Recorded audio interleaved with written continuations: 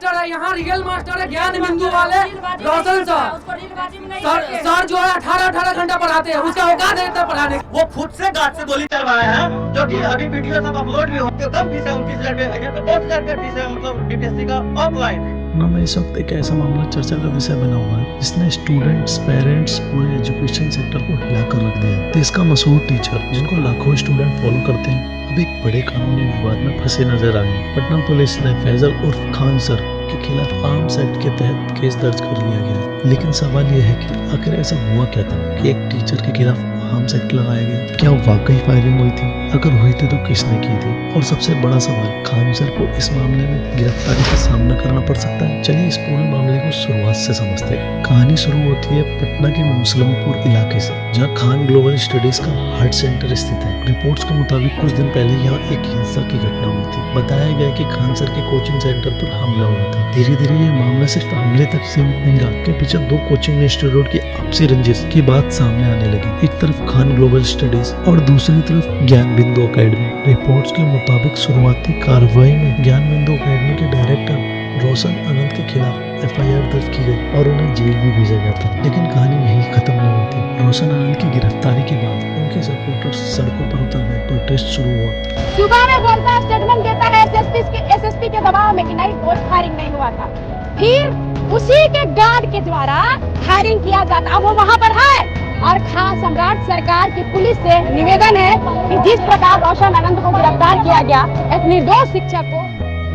पटना का माहौल गर्म होने लगा। इसी बीच खान सर ने अपने स्टूडेंट को ऑनलाइन और क्लासरूम के जरिए पूरे इंसिडेंट पर अपना पक्ष समझाने की कोशिश की। उन्होंने बताया कि उनके हिसाब से उस दिन असल में क्या हुआ था। लेकिन फिर एक वीडियो सामने आया और यहीं से इस मामले ने नया मोड़ लिया। वीडियो में खान सर स्टूडेंट को कुछ लोगों की पहचान बताते हुए नजर आए। साथ ही वो यह भी कहते हुए सुनाई दिए, मीडिया ने घटना का सिर्फ एक हिस्सा दिखाया है, पूरी तस्वीर में। वीडियो वायरल होते ही पुलिस और ज्यादा एक्टिव हो गई। फिर आया 4 जून का दिन। पटना पुलिस की एक बड़ी टीम खान ग्लोबल स्टडीज पहुंची। कोचिंग सेंटर के आसपास पुलिस की मौजूदगी देखकर लोग हैरान रह गए। जांच के दौरान पुलिस ने कोचिंग सेंटर के 2 सिक्योरिटी गार्ड को हिरासत में लिया। सिर्फ इतना ही नहीं, उनके हथियारों को भी जब्त कर फोरेंसिक इन्वेस्टिगेशन के लिए भी भेज दिया। अब पुलिस के सामने सबसे बड़ा सवाल था, क्या वाकई फायरिंग हुई थी? अगर हुई थी तो किसने की थी? इसी सवाल का जवाब ढूंढने के लिए police CCTV footage, viral videos का एनालिसिस करके जांच करने लगी। जांच जैसे जैसे आगे बढ़ी वैसे वैसे नए दावे सामने आने लगे। तभी खान सर की सिक्योरिटी गार्ड चुन चुन का बयान आया।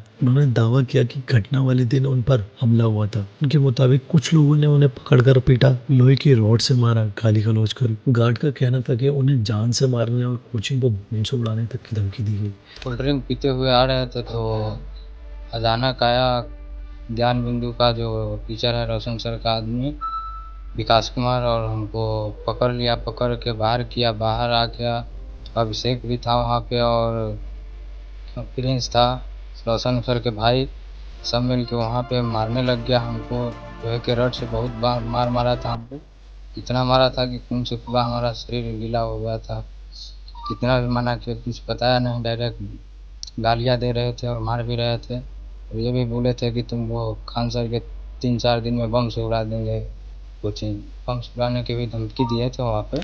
उनका दावा है कि माहौल इतना खतरनाक हो चुका था, उन्हें अपनी जान का डर लगने लग गया। लेकिन फिर उन्होंने एक और बड़ा दावा किया और इसी दावे ने पूरे मामले को और ज्यादा गंभीर कर दिया। गार्ड ने मीडिया से बात करते हुए कहा, जब भीड़ बहुत ज्यादा उग्र हो गई थी, जब खान सर दोनों गार्ड्स के साथ बाहर गए और उनके मुताबिक उस वक्त फायरिंग करने के लिए कहा गया। गार्ड का दावा है कि उन्हें कहा गया था जो होगा देखा जाएगा। अब ये दावा कितना सच है और कितना नहीं, इसका फैसला पुलिस इन्वेस्टिगेशन के बाद ही होगा।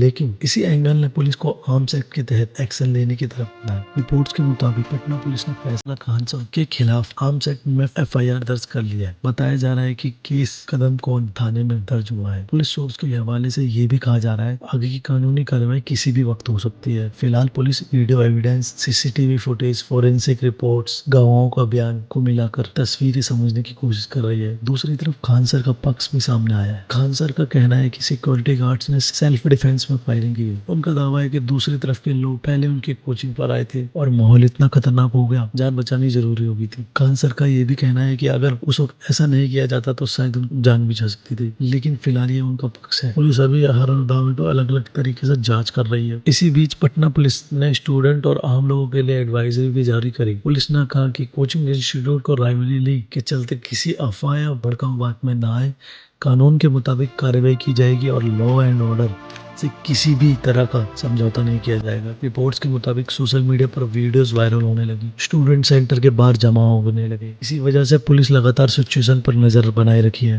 अब इस पूरे मामले पे एक और बड़ा सवाल खड़ा हुआ, क्या एजुकेशन सेक्टर में इतना बड़ा कॉम्पिटिशन एग्रेसिव हो सकता है कि हिंसा और फायरिंग तक बात पहुंच सके? क्या स्टूडेंट का फ्यूचर बनाने वाले इंस्टीट्यूशन के बीच ऐसा टकराव होना चाहिए? यहाँ सवाल फिलहाल सबके जहन में घूम रहा है और जब तक पुलिस की फाइनल इन्वेस्टिगेशन सामने नहीं आती तब तक सवालों का जवाब मिलना मुश्किल है। फिलहाल इतना जरूरी है कि खान सर के खिलाफ केस दर्ज होने के बाद उनकी मुश्किलें काफी बढ़ गई हैं। रिपोर्ट्स में कहा जा रहा है कि वो अपनी लीगल टीम के साथ कानूनी ऑप्शन पर काम कर रहे हैं और एंटीसेप्टरी बेल भी का भी पॉसिबिलिटी भी दिखाई दे रही है। अब सबकी नजर पुलिस इन्वेस्टिगेशन पर टिकी हुई है। क्या ये सेल्फ डिफेंस का केस निकलेगा या फिर कानून का उल्लंघन साबित होगा? क्या इस मामले में और बड़ा खुलासा होगा? और सबसे बड़ा सवाल, क्या खान सर को गिरफ्तारी का सामना करना पड़ेगा? इन सब सवालों का जवाब आने वाले दिनों में मिल सकता है। तब तक के लिए बने रहिए। धन्यवाद।